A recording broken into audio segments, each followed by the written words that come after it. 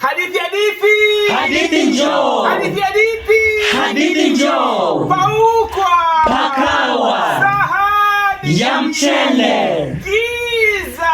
Ya mwizi. Kiboko. Ya mtoto mkorofi. Outa. Can I tell you a story? Get on with this. Get on with this. Opi uyaide. Lukama. Opi uyaide. Lukama.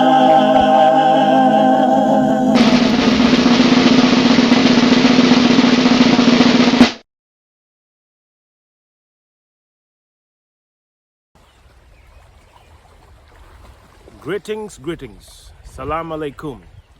Salams from the River Nile.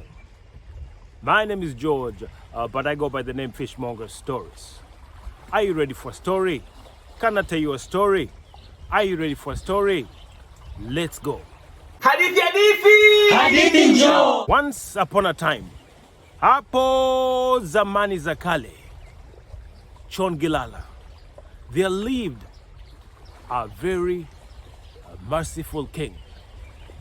This king was so merciful that often he would exit the palace and go in disguise and live with his people so he could find out how to better their lives. One day, when the king and his assistant were coming back from one of those errands, they saw at the gate of the palace an old blind man, an old blind beggar. The king and his assistant came closely and closely to this old blind beggar, and the merciful king, being the king that he was, he dug deep in his pocket and he took out a shiny gold coin and he dropped it into the blind beggar's cup. As soon as the merciful king dropped this gold coin into the cup of the blind beggar, he clutched onto the king's ankles, he clutched onto the king's legs and said, beat me, do me harm, kick me, curse me, do me harm. And the king, he was taken aback and said, no, I'm not going to kick you, I'm not going to curse you.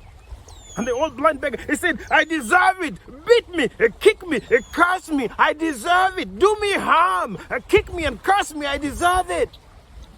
And the king's assistant, he removed the blind beggar's clutches from the king's feet. And all of a sudden, they went inside into the palace. The king, he turned around to his assistant and said, that was strange. I gave the man a gold coin and he begged me to kick him, to curse him, to do him harm. Tomorrow, I want you to bring that old blind beggar into my palace. And just like that, the following morning, they brought the old blind beggar into the king's palace before the king's presence. As soon as they brought him, the king looked at him and said, old man, what happened to you?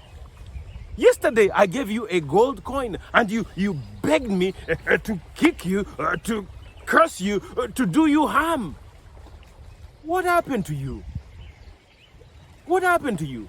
And the old man said, please, kick me, beat me, do me harm. I deserve it. And the king said, what happened to you? What's your story? And the old man said, Your Majesty, I have a story. If you have ears to listen.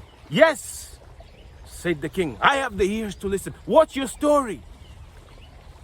And the old blind beggar man, he looked at the king and said, Your Majesty, once upon a time, I was a very rich, I was a very wealthy businessman. I owned lots of businesses. I owned over 100 camels. And people used to come from far and wide and hire my camels. And they would pay me until one day, a holy man came before my doorstep and said, Salam alaikum, And I said, Alaikum salam, said the old man to the king. And this holy man, he said he wanted to hire 50 of my camels. And for payment, I would have to accompany him on a long journey where he would show me all manner of treasures that he would give me for my payment. I'm a businessman, so I said yes, yes. So I gave him 50 camels, and I brought 50 other camels of my own, and off we went on a journey. Past the village, into the desert. We walked farther and farther, away and away, until we got to a place where two mountains seemed to come together. In the middle of these two mountains, this holy man, he lit a fire, and he reached deep in his pocket, and he brought out some leaves. He put the leaves in the fire, and a great big pillar of smoke bellowed up in the air. The smoke solidified, and in the middle of the smoke was a door. This holy man, he reached again deep in his pocket. He took out a key, and he put it in the keyhole, and he turned it, and he pushed open the door. Your Majesty, said the old man to the king, what I saw in there was unbelievable amount of gold, diamonds, silver, rubies, pearls, sapphires that I'd never seen before. All manner of golds and gold bars, all manner of anklets and bars and bracelets, rings, necklaces, earrings that I'd never seen before. And the holy man, he turned to me and said, take as much as you can and fill the saddles of your camels, and I will do the same. And we started running back and forth from this and filling up all the saddles of our camels till our camels were full and heavy laden with gold, diamonds, silver, rubies, pearls, and sapphires. And on my last journey, when I went, I saw this man, this holy man. He took a lamp and he hid it in his cloth. And we both walked out. And this holy man, he quieted down the fire. And he said some words that I did not understand. And then the smoke disappeared.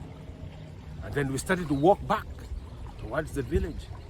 We walked and walked until we reached a spot. And he stopped and he said, I am going to give my gold, my diamond, to the poor, to the sick, and the needy.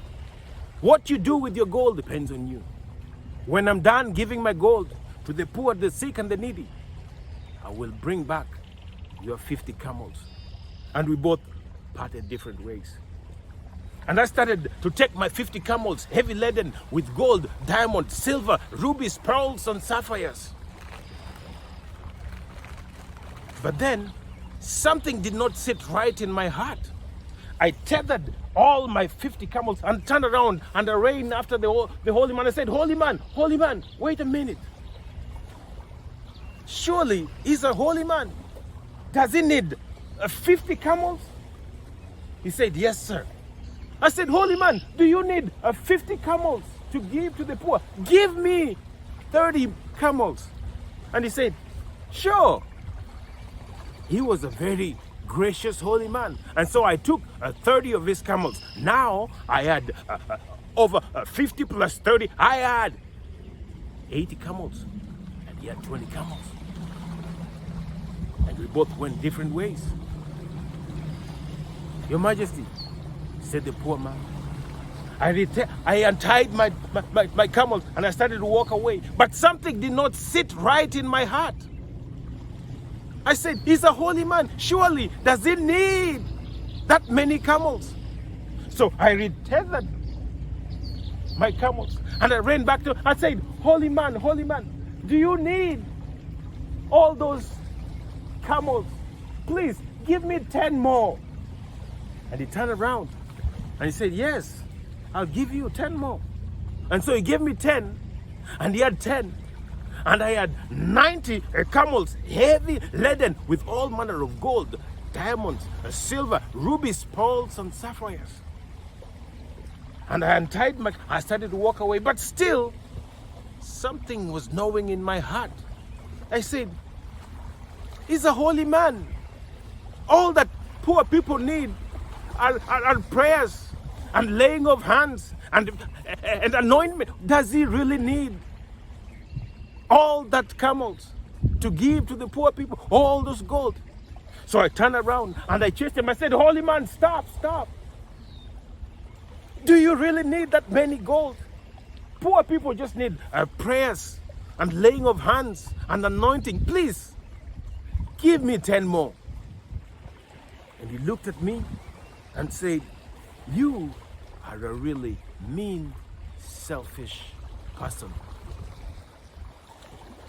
I've given you all the gold, diamonds, and silver. But if that's what makes you happy, here, take everything. After all, I have the treasure in my heart. And then I took the 10, and now I had all the 100 camels, heavy laden with gold, diamond, silver, rubies, pearls, and sapphires. And I thought I was happy, said the poor old man to the king. And I went back, and I started, untied all my camels, and I started to walk back with 100 camels. But that something struck me. I remembered the lamp that he had taken. I retethered my camels and I ran after him. I said, holy man, stop. I saw you with a lamp. What is that? You have given me the 100 camels without a fight, but I saw you with a lamp. What's in the lamp? At this time, the holy man was tired of me. He said, if you insist, this lamp has got ointment in it. If this ointment is rubbed in the eye of the recipient, they will be able to see all manner of treasures buried anywhere, and they can go and get it. I said, rub it in my eye. I knew you were keeping a secret from me. And then he took the ointment and he rubbed it on my right eye. And indeed, said the old man to the king, I was able to see all manner of hidden treasures. If you were up to me, I would have given up my camels so I could go after all the hidden treasures that I was able to see with my right eye. And I was happy, I thought. And I started to walk back, and I remembered, wait a minute, old man. Why not rub it on my left eye too? There is more to see, right? You just don't want me to see everything. Rub it in my left eye. By this time, I was berating and cussing him out. He was tired. And he said, no, I cannot rub it on your left eye. I said, I insisted. I started berating him. And he said, okay, if you insist. But just remember, if I rub it on your left eye, you will go blind. You will be plunged into darkness. You will never be able to see again. I said, rub it. And he took out the ointment from the lamp and he rubbed it on my left eye. And just like that, I was blind. I was plunged into darkness and I could not see. And the holy man, he started to chastise me. And I could hear him walk and untie all my camels. And he started to walk away with my camels, said the poor old man to the king. He chastised me for my greed. And I could hear him walk away. And he left me in the desert. He left me alone. I could not see where I was. Said the old man to the king. He left me there because of my greed. As he chastised me and walked away with all the gold, all the diamonds, all the silver, all the rubies, all the pearls, all the sapphires. And I was left alone in the desert, said the old man to the king. But I was lucky. A group of merchant caravans, they found me there and they brought me into the city gates. And they brought me before your palace. And I made a promise. If I survived, I would become a beggar. And if anybody ever gave me money, then I would insist that they beat me, they curse me, they do me harm because I deserve it, and that's why I'm here. Kick me, Your Majesty, harm me, do me harm, I deserve it, I deserve it. And the king said, old man, you've suffered enough. You've suffered enough. From now on, no one is going to kick you or curse you. You're going to live in my palace. The king snapped his finger, and his servants, they came and they washed me, and they oiled me, and they gave me clean clothes. And from that day, the king said I had met my fate, and I was going to live with it for the rest of my life in the palace, where I didn't have to beg for anyone to kick me, curse me, and do me harm. That is the end of my story. Shukran. What do you think of the merciful king? What do you think of the old blind beggar? What do you think of the holy man? What do you think of the king's servants? If you like the story, don't forget to subscribe, like, leave a comment, and share the stories. Shukran.